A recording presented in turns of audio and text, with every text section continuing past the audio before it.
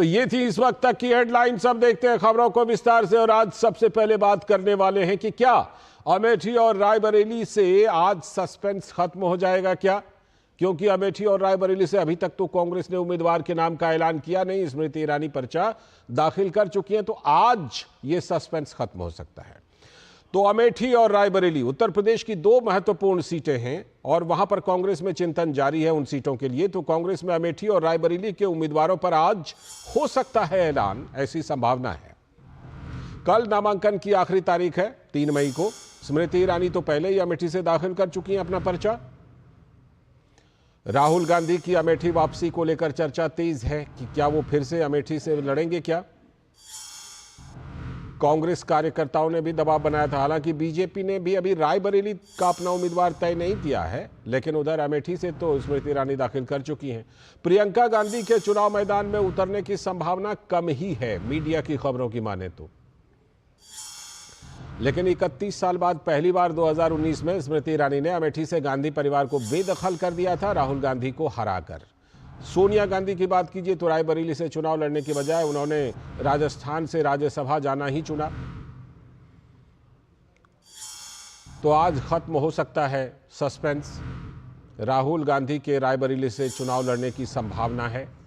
उत्तर प्रदेश की ये दोनों सीटें जो अमेठी और रायबरेली हैं, इस पर सस्पेंस खत्म हो सकता है कांग्रेस की तरफ से। तो केंद्रीय मंत्री और अमेठी से भाजपा की उम्मीदवार स्मृति ईरानी ने अमेठी से राहुल गांधी के लड़ने की अटकलों के बीच उन पर 15 सालों से क्षेत्र से लापता रहने का आरोप लगाया। वो अमेठी है जिसने 15 साल एक लापता सांसद के चलते इसी गौरीगंज में खाद की लाइन में खड़े किसानों की छातियों पर, पीठ पर लाठी पड़ते देखा इंडिया अलायंस का। इसलिए आज मैं कृतज्ञता के भाव से अमेठी के सभी परिजनों को आपका आशीर्वाद, नरेंद्र मोदी जी को, कमल के फूल को मिले। और कांग्रेस के वरिष्ठ नेता जयराम रमेश ने कहा कि कांग्रेस के सभी कार्यकर्ता चाहते हैं कि राहुल गांधी अमेठी से और प्रियंका गांधी रायबरेली से चुनाव लड़ें, लेकिन ये उनका अपना फैसला होगा। है कि आज कोई घोषणा सीईसी ने पूरा अधिकार कांग्रेस अध्यक्ष को दे दिया है। कांग्रेस अध्यक्ष सोच रहे हैं, बातचीत हो रही है, विचार विमर्श हो रहा है और मुझे उम्मीद है कि आज शाम तक कोई ना कोई घोषणा निकल आएगा। बिल्कुल औपचारिक तौर से कांग्रेस संगठन, कांग्रेस कार्यकर्ता सभी लोग चाहते हैं कि राहुल जी अमेठी से लड़ें और प्रियंका जी रायबरेली से लड़ें, बट ये उनका निर्णय है। तो अब क्या कुछ हो रहा है? क्या कांग्रेस की तरफ से नामों का ऐलान हो सकता है? बात करने के लिए हमारे साथ जुड़े हुए हैं स्टूडियो में हमारे सलाहकार संपादक विनोद मिश्र जी और साथ में रामेंद्र सिंह भी हमारे संवाददाता जुड़े हुए हैं। पहले मैं रामेंद्र से एक बार अपडेट लेता हूं। रामेंद्र, क्या चर्चा है? क्या आज नामों का ऐलान हो सकता है क्या? अब तो वायनाड में वोटिंग हुए भी बहुत दिन हो गए, बाकी तमाम तरह की खबरें हैं। स्मृति ईरानी अलग पूछ रही हैं, भाई नाम कौन है, आए तो सही। उधर रॉबर्ट वाड्रा अलग ताल ठोंक रहे हैं। क्या चर्चा है? क्या आज किसी वक्त आज नाम का ऐलान हो सकता है क्या कांग्रेस की तरफ से? देखिए लालचंद जी, दोनों दलों के बीच सह और मात का खेल चल रहा है रायबरेली को लेकर। रायबरेली में भाजपा चाहती कि कांग्रेस प्रत्याशी घोषित करे, उसके अनुसार हम प्रत्याशी देंगे, इसलिए भारतीय जनता पार्टी ने भी अभी तक प्रत्याशी नहीं दिया और कांग्रेस इसको भांप चुकी है। इसलिए वो हो सकता है कि कल नामांकन सिंबल लेकर आए और उनकी घोषणा न, ये हमने 4 दिन पहले कहा था, जो कांग्रेस सूत्रों से हमको सूचना मिली थी कि हो सकता है कि नाम की घोषणा ना हो, सिंबल लेकर आए और नामांकन करे। जो जयराम रमेश बात कर रहे थे दिल्ली में, वो चीजें यहाँ चरितार्थ हो सकती हैं, क्योंकि कौशिक जो सोनिया गांधी का नामांकन कराते थे, वकील हरियाणा के हैं, कांग्रेस के विधायक रहे, निर्दलीय विधायक रहे, वो रायबरेली पहुंच गए हैं। सोनिया गांधी को जो चुनाव लड़ाते रहे किशोरी लाल शर्मा, अमेठी से लेकर रायबरेली तक वो 2 दिन पहले पहुंच गए हैं। अमेठी में उन्होंने कार्यकर्ताओं की बैठक की है, रायबरेली में बैठक की है और सबसे कहा कि अलर्ट रहिए, आज नामांकन होना है 3 तारीख को और सारी तैयारियां पूरी कर लीजिए, नाम की चर्चा मत करिए।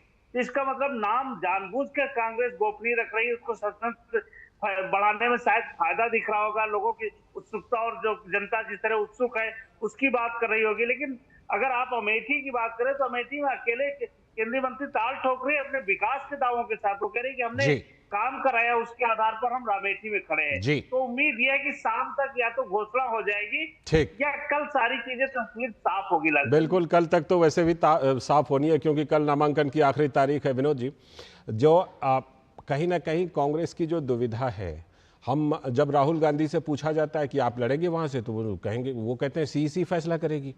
जयराम रमेश ने अभी क्या कहा, बोला कि उन लोगों को लड़ना है कि नहीं, ये उनका फैसला होगा।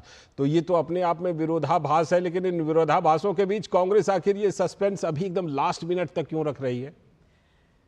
लाल जी देखिए, सबसे इंपॉर्टेंट चीज है ये समझना कि कांग्रेस पार्टी के लिए रायबरेली और अमेठी उनके परिवार, गांधी परिवार के लिए एक लॉन्चिंग पैड है। लॉन्चिंग पैड मैं इसलिए कह रहा हूं कि सोनिया गांधी से लेके राजीव गांधी से लेके आप ये देखिए राहुल गांधी तक, ये गांधी परिवार में जो भी पहली बार इलेक्शन उन्होंने लड़ा है तो इसी अमेठी और रायबरेली से ही लड़ा है।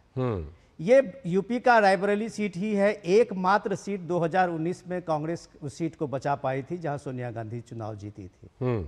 वो भी एक सवाल हमें समझना पड़ेगा बिल्कुल कि पूरे 80 के 80 सीट में कांग्रेस ने 2019 में सिर्फ अपनी एक सीट बचाई थी, तो वो रायबरेली थी।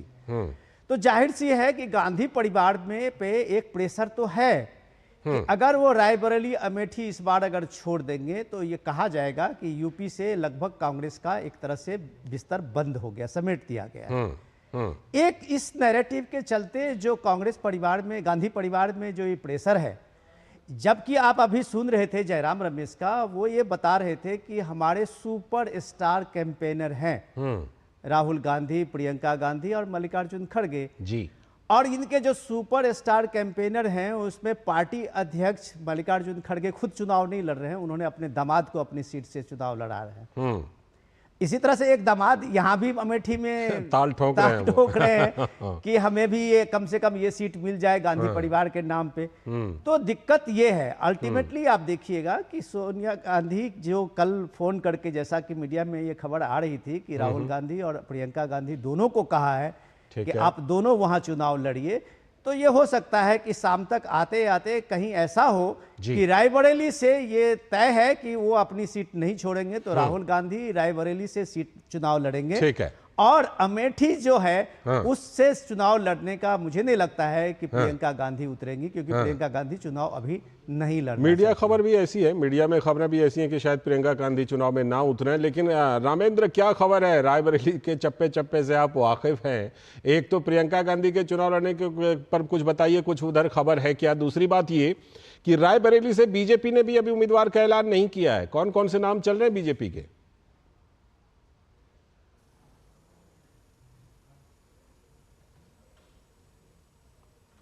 रामेंद्र, आप तक आवाज आ रही है?